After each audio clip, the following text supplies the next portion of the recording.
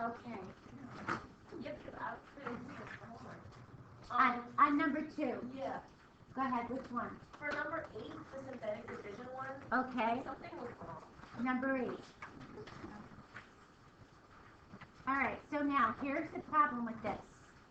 Normally you divide by like x minus 3, and we say the 0 is 3. This one you have to do a little bit differently. You're going to do a double divide out of here. This was the double divide. Our leading coefficient is 1, we're good. But we have 2 terms here. So pull these out the opposite way. What packet is this? 2, number 8. Am I your number 8? Yep. This is the right one?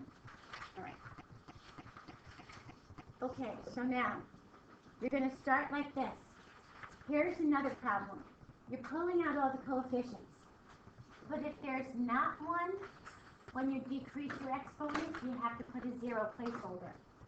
So I have an x to the 5th. I don't have an x to the 4th. I don't have an x to the 3rd. I have an x2. I have an x1. I have an x0. So make sure you have them all. Count them down. 5, 4, 3, 2, 1, 0. Now, you're going to double divide this by 3, negative 5.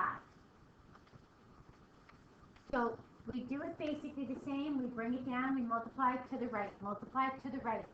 With a double, you just have to multiply twice.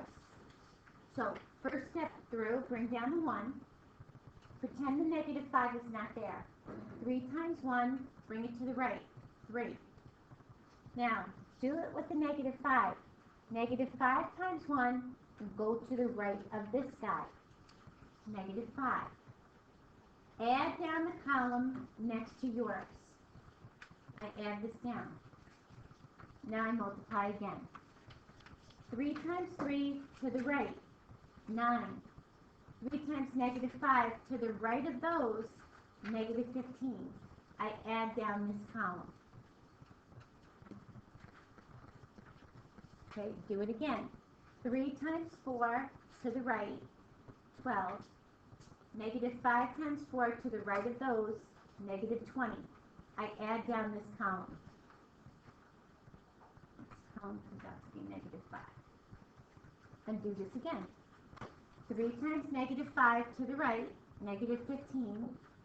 Negative 5 times 5, 25. Now, once you reach the end, add everything down. So I add down this column, and I add down this column. Now I got to figure out what x's do I start with. So I just look at this front end, and I say x to the 5th over x squared. When I divide those, what will I get? X to the 3rd. So this guy is my x to the 3rd, x squared, x1, x0. This is my remainder. Your remainder work backwards. This is x0, this is x1. So now I just rewrite this. 1x cubed plus 3x squared plus 4x minus 5 plus, here's my remainder, negative 30x plus 22 over my denominator, x squared minus 3x plus 5. That's my answer. Synthetic division, it doesn't have to come out to 0. The only time it comes out to 0 is when you have a root or 0 of your equation. That's when that remainder comes out to be 0.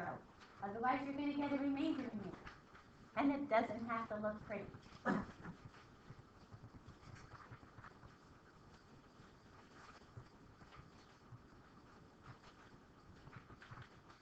Number 9 was just like this one. It was another double divide.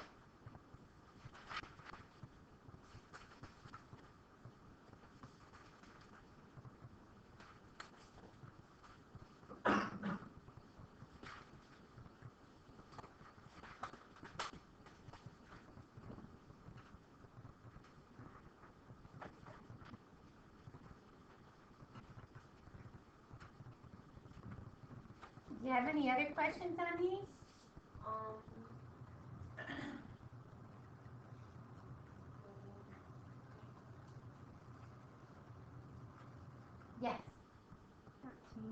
13.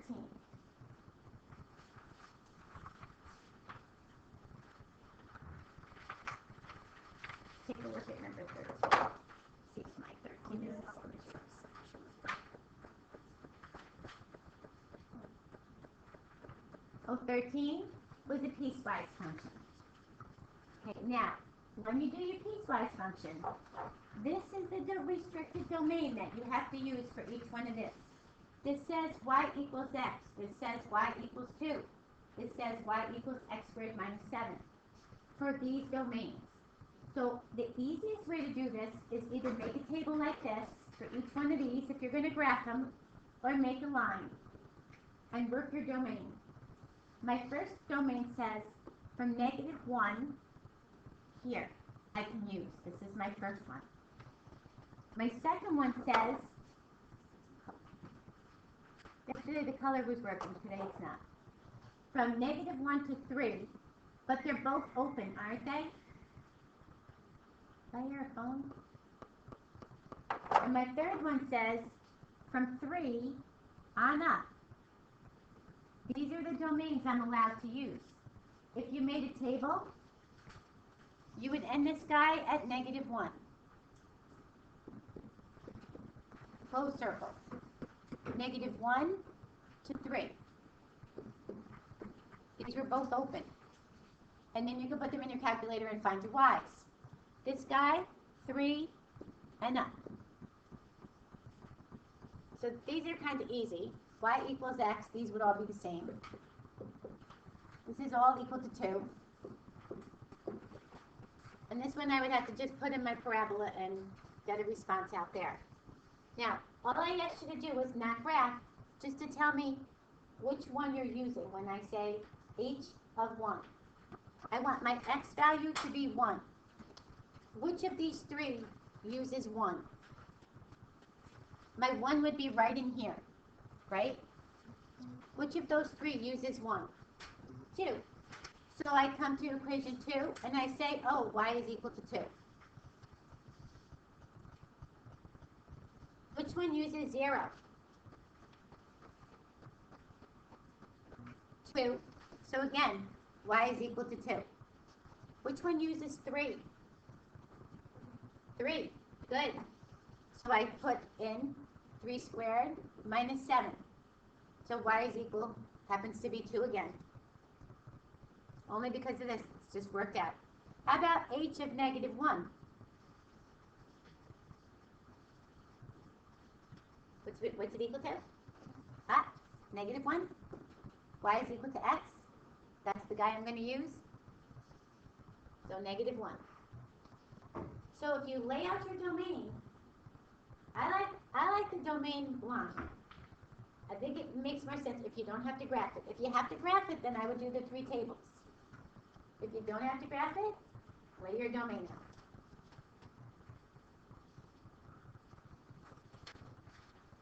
Good on this guy? Any other questions on 2? We went through most of them yesterday. Did you have a chance to look them over? Okay. Let's take a look at 3, the trig ones.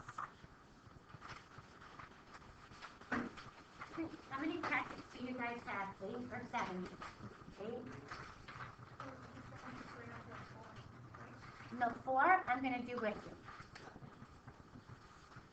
So 4 we might do today. Let's just get 4 out of the way. Oh, I do this first.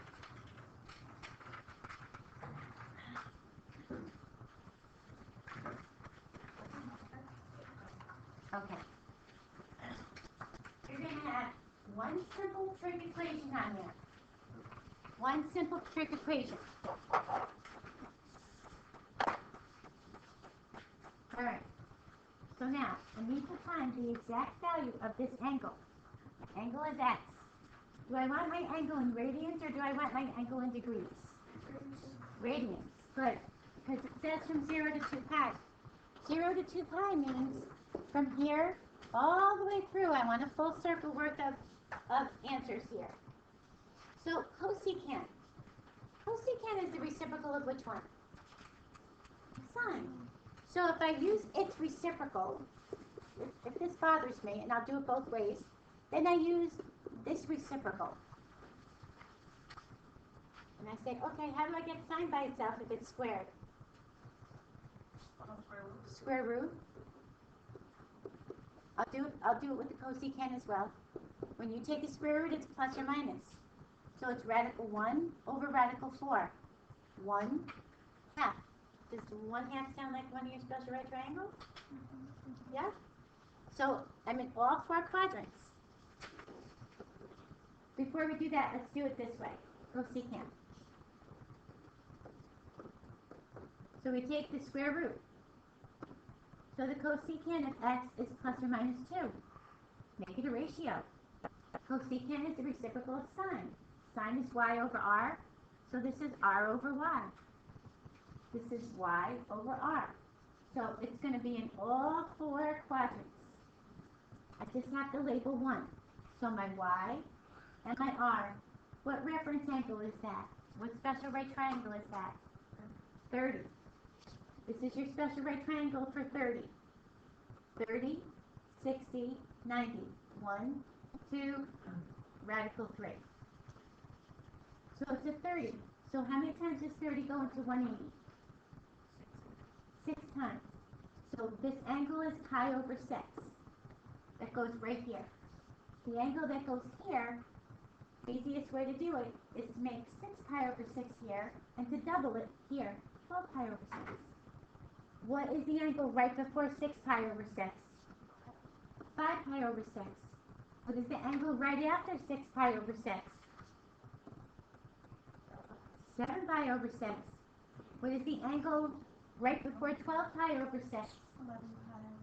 11 pi over 6. That's my answer.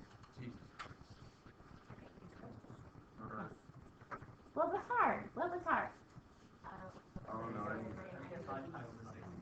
How do we find pi over 6? All right, so For the final, do we get a sheet with the angles on there? no. You only have to know 2 special triangles. No. 30, 60, 90. 1 is opposite the 30. 2 is opposite the 90. They add up to 3. And this can't possibly be bigger than that one. This is where your radical is. 45, 45 is easier. Aren't they both the same? So make them 1, 1, square root of 2. One of them has to have a radical. It can't be radical 1, because what is radical 1? 1. How many problems are you gonna find?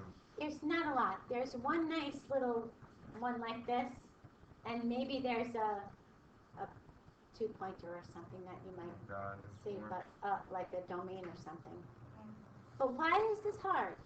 It's just getting the angles, like when you get the, like when you have, I get those when I have sine of x equals plus or minus 1/2. Oh, okay. So, all right, guys, this is important. You get to this part, right? So the next step should be, which quadrant do I put sine in? Sine is positive in which quadrant? First and second. It's negative in 3 and 4. Don't I need all of these? So the first thing is to go like this. So you have a calculator, so let's cheat. Let's put your calculator mode in degrees. Whenever you're going to find one, you want to find the little acute angle. You don't want to do it in any other quadrant but one. So, can I say, well, if I know the sine is 1/2, can you please tell me what my reference angle is? Sine negative 1, 1/2. Can you please tell me what my reference angle is? Because I can't remember. So it's 30. So where do I put the 30? Right here. So let's label this 0. How many degrees did I just go? 180, which is the same as what in radians? 1 pi. All the way around here comes to 360, which is the same as what in radians? 2 pi. So all of these little guys are 30. Right? They're all 30. Alright? So now I just need to name these guys. So if I struggle, I'll say, okay, this one is 30. And I'll say, oh, now I have to convert it to radians. So when I want the pi, I multiply it by pi over 180. So I reduce this. How many times does 30 go into 180? 6 times. There's my pi over 6. If I can't get this in radians, I say from here to here, I'm 30 degrees short of 180. How many degrees? 150. So I say 150, let me convert this to radians, times pi over 180. Put this in your calculator and reduce that to a fraction. So all you have to do is reduce it to a fraction. Don't put the pi in there. So we know right away we can take out your zeros. We can divide by 3 each one, and we get 5 pi over 6. You can do degrees and convert them. This guy goes past the 180, 30 degrees. What angle am I? 30 degrees plus 180. 210 times pi over 180. Let me put this in my calculator and reduce it to a fraction. 7 pi over 6. Last one comes all the way around and stops 30 degrees short of 360. What angle is this? 330. So can I multiply this by pi over 180, reduce this down, and get this guy as well? I really like you to see it in radians. If you know this is pi, you need a denominator of 6 because 30 goes into 180 6 times. Convert this to 6's, 6 pi over 6. This is a denominator with 2. I'm just doubling it. 12 pi over 6. So, short of 6 pi is 5. 1 more than 6 pi is 7. 1 less than 12 pi is 11. Use the radians, the patterns. Help a little? These are going to be your special right triangles. This is what's going to find you your reference angle. That's going to find you this right there. Or if you know your triangle. If you know your special right triangle. Alright, let's try the next one.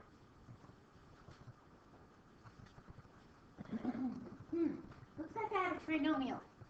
But you know what? Let me replace the word sine and get that out of here for a second. So I have 2x squared minus x minus 1. That's a trinomial that I could factor, isn't it? I realize a is not 1, but it's simple because watch. What are factors of 2? 2 and 1. So I'm going to put 2x, 1x. What are factors of 1? 1 and 1. All you got to do is figure out where should I put my sign. One's a plus, one's a minus. They're both mine. Oh, they can't be both minuses. My last thing I need to do is multiply and get a negative. First one's plus, second one's minus. First one's plus, good. Second one's minus. How do you figure that out? I never. Because this little smile gives you your inner outer, gives you your middle term. So this would give me 1x, this would give me negative 2x. And that makes negative 1. You know your first one and your last one work because you told me what the factors were. It's the little smile in the middle that has to add up to this. Okay? So now we know that. We could say 2 sine plus 1 and sine minus 1 equals 0. We separate our factors just like we would separate these and set them equal to 0. So we say 2 sine x plus 1 equals 0. So subtract 1, divide by 2. Sine of x is equal to negative 1/2. We add 1 to that. Well, I'll just rewrite it down here. Add 1. Sine of x is equal to 1. Now we're almost done. We did the algebraic part. Now we need to do the trig part. That's why these are trig equations. I say, in all these 4 quadrants, where is sine? Sine deals with my y. Where is y? Negative. The bottom, 3 and 4. So, okay. So I need this little reference angle in here. Sine is y over r. Now, when I need a reference angle, remember, isn't that a little acute angle? I got to ask my calculator, can you find me the reference angle that deals with this? But do not put the negative sign in, because I want this little angle in here. I want the little angle that was reflected from quadrant 1. that was reflected all the way through these things. So again, this is your 30, because this is 1, 2, radical 3. So now, if this is 30, how many times does 30 go into 180? 6 times. This is 6 pi over 6. This is 12 pi over 6. So when I come all the way around past the 6 pi, what do I land on? 7 pi over 6. When I come all the way around and I stop short of 12, what am I stopping short at? 11 pi over 6. So I did those two, and I can certainly check these answers in my calculator. They're an equation. You can check your answers. Now, I'm not really sure about this side. I don't really have a triangle, so I'm not sure. So I pick up my handy-dandy calculator, and I say, you tell me, what angle has a sine of 1? Oh, 90. So, oh yeah, it's one of my quadrant angles. So I just look the opposite. Oh, this guy has a -1. So I only have one angle. X is equal to 90. And how do I write that in radians? Pi over 2. So you have 3 answers.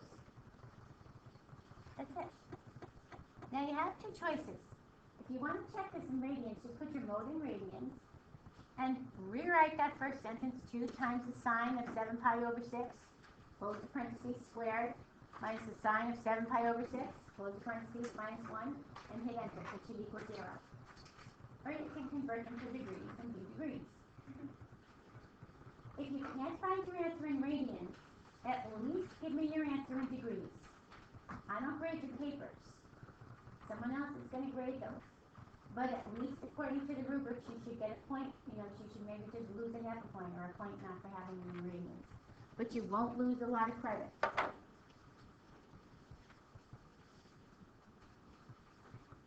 Make sure you know one of these types. Okay? That was it? That was it for this one? Okay. Can we go to 4? Let's go to 4. I think all of you are actually here today, so let's definitely go to 4. And I don't want to see any phones out.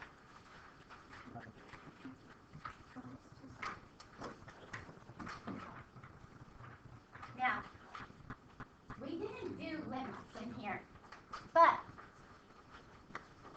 we did do these things before. They're really what we have done before. What I want to do is go down to letter C. Letter C. Without the limit. I want you to ignore this little limit word right here for a minute. We're going to graph this guy. So let's put this in your calculator. This is a good thing to do also because this kind of just tells us, whoops, I got to go back. I change these and it goes always back as soon as I turn it back on again. So remember, if you don't have the alpha y equals, you have to put parentheses around the numerator, parentheses around the denominator. My calculators will be here for you guys to use, but if you have the black ones right now, make sure you put parentheses. Oops, I don't need parentheses. I'm going to have to reset it. So, you're better off just using these. Now, June 6, let's just get a regular graph here.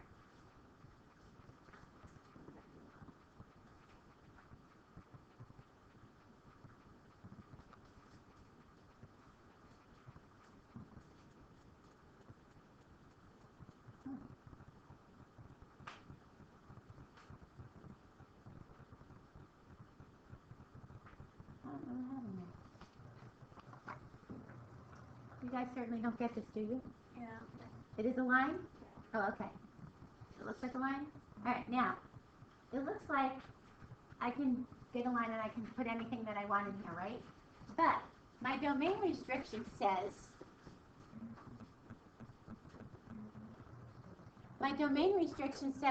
what number can I not use? 3. -3. So my domain says Well, use anything, but don't use -3. Remember how we wrote domains and when we take out the number? Because we've done these before. However, when I put my calculator on here, I don't know, it looks like it goes straight over there. There's no asymptotes. So I look at my table, and I notice that -3 says 0, says error. 0. -3 says error. There's an error. So sure enough, I can't use it. Discontinuity. Good. So didn't we do this before? Didn't we factor these guys?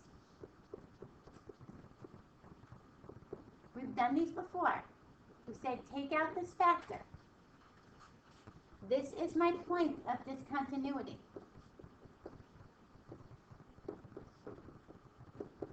So therefore, x is equal to -3.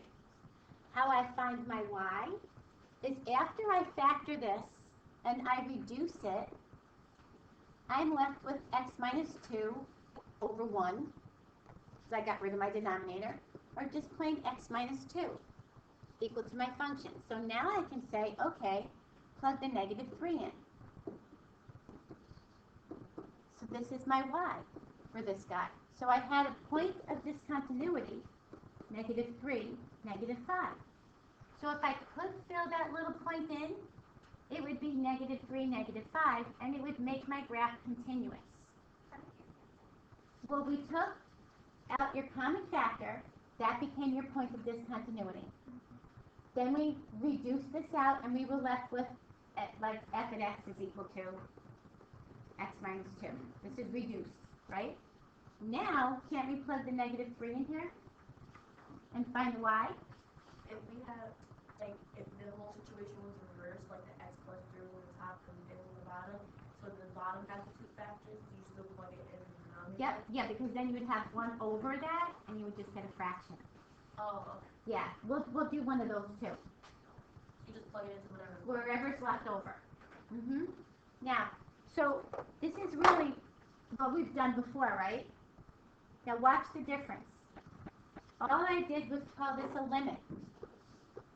And I said, we obviously can't put -3 in here. If you try to put -3 in here, what happens to your denominator?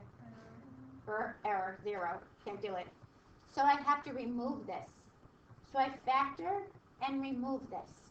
So now I can say, what would this value of my y be? -5.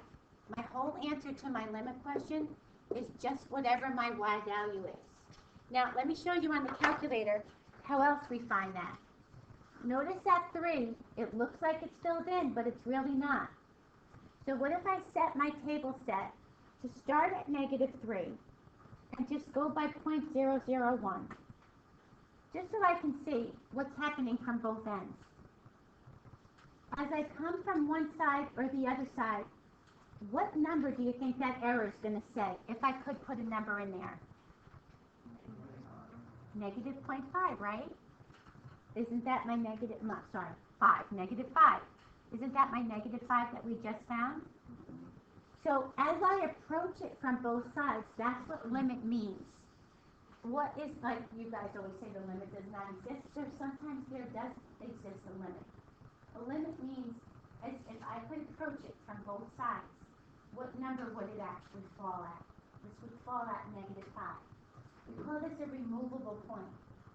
We call it a point of discontinuity. It is a point that, like if I was making a continuous line, I have to jump over that point and continue my line. If I could fill that in, I'd fill it in with the y value of -5. So when we call this with a limit, you're going to do the same exact thing we did here. You're going to factor, you're going to reduce it out, you're going to take what is reduced and plug that in, and that is what your limit is. Now sometimes, yeah, the limit does not exist. Sometimes, like in this problem, I try to plug a -3 in here. That error, can't divide by -3. Can't divide by 0, so I can't use a -3 in there. Can you factor that numerator? So that's telling me that's not factorable. I can't reduce this out of here. So this limit does not exist. And I'm going to put it on the graph in a second and show you. This limit, I can't reduce it. I can't get it out of there. But watch the difference. Watch when we graph this guy. It's not that bad. It's the same thing we did before. We just called it something different. And for those of you that go on to calculus, you'll be calling this next year a limit.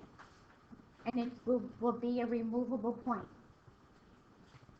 Watch what happens now at the -3.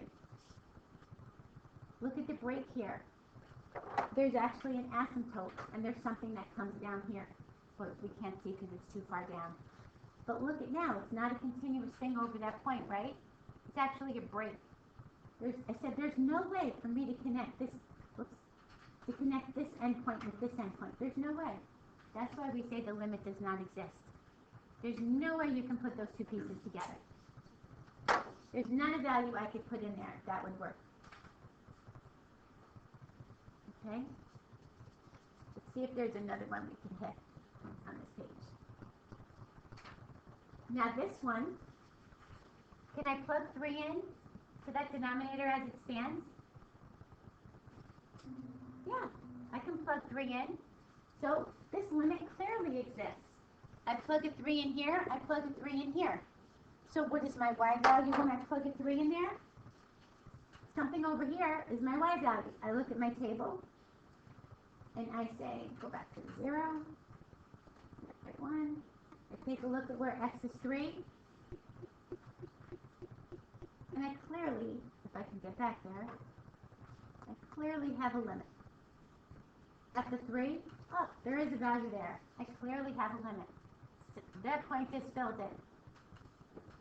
So a limit can be there. It can be something that approaches it, such as a removable point, your point of discontinuity, but it cannot be an asymptote. Okay.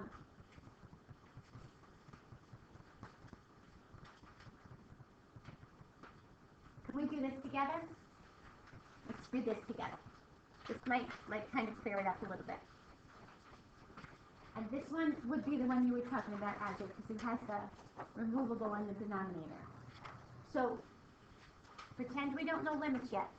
When we look at this problem, we say, okay, let me graph this. I'm really not sure what I'm looking at. Let me just graph it. When in doubt, you see something, graph it. So I look at this and I say, just put it in my graph. I know there's something going on, and anytime I see a denominator, I probably have a domain restriction. Let me just graph this and see what I can see.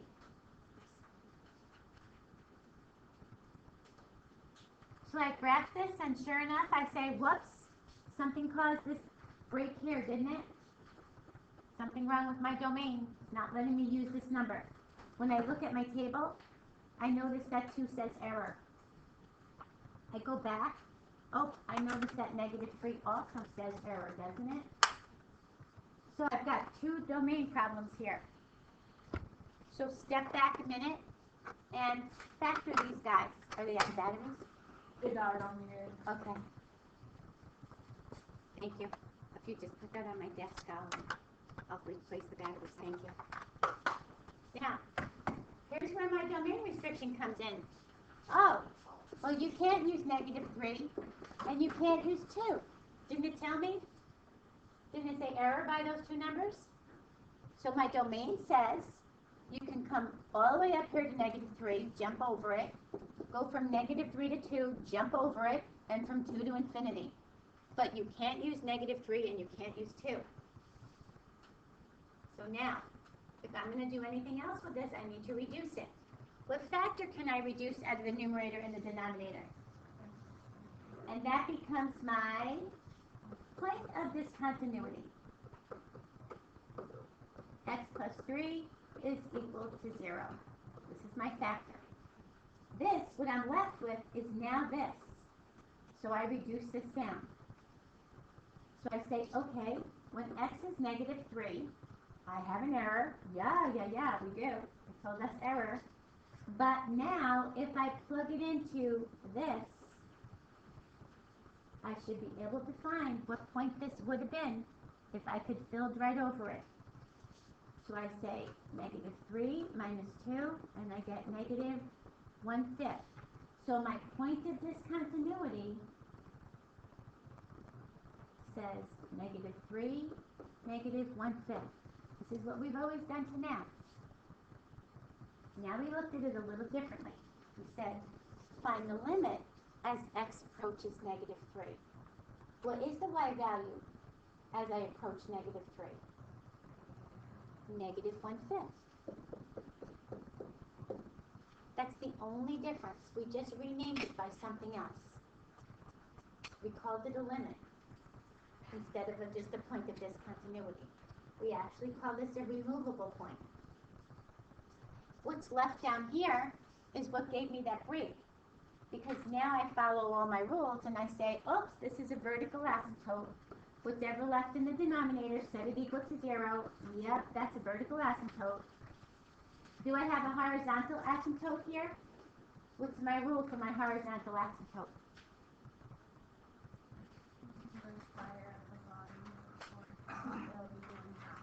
It won't be 1/2. So y is equal to 0. So I have a horizontal asymptote of y is equal to 0 on your sheet. Oh, I gotta get that for you, Monasia. And I'm gonna not give it to you on the final. So, but that's what you'll review. Those. And this will tell you what your horizontal asymptote. So you start here. Here's my horizontal asymptote. Here's my other asymptote. Doesn't this make this life easier to graph off of this now? Oops, wrong side. X equals 2. Ignore this. So now when I go to graph this, isn't this much easier for me to graph? Here's my y equals 0. Here's my x equals 2. Now I can graph. I use these as my guidelines. Look at my guidelines. As x gets higher and higher, what value is this approaching on the y? 0. Oh, so as I approach negative or positive infinity, where is it approaching? It's approaching 0. That's the only difference. So this guy would say, oh, as x goes closer to negative infinity, what y value are you going to hopefully get to someday, soon, whenever? 0. If I could, 0. As I approach infinity on the positive side, 0. The middle one, at 2, what happens at 2? So you have no limit. Limit does not exist. There is none. There's no way to connect those two pieces. They call this like without bounds. One goes one way, one goes the other way. There's no bound to bring it together. They call it without bounds. But all you have to know is that's your asymptote. Can't connect these two. They will never be able to touch anywhere. So that's kind of putting together the old with a little bit of the new. Does it make sense? The one thing you'll be responsible for is to get this far. To get my point of discontinuity and then to plug it in and just give me your y value. That's all it is. That's why I didn't go through the whole limit unit, because most of you are seniors. And Carlos, you're probably the only one. Is anybody else taking calc next year? Are you going to take it, Manny? Yes? Okay, good. Take calc next year. That's the only thing. And when Fernandez actually does this together with you, Mr. D does it, but you have to be in honors to go to BC, so you go to Fernandez, still AP calc. So she'll go over this unit first thing when she starts, limits. But you'll have a better understanding of it. Okay?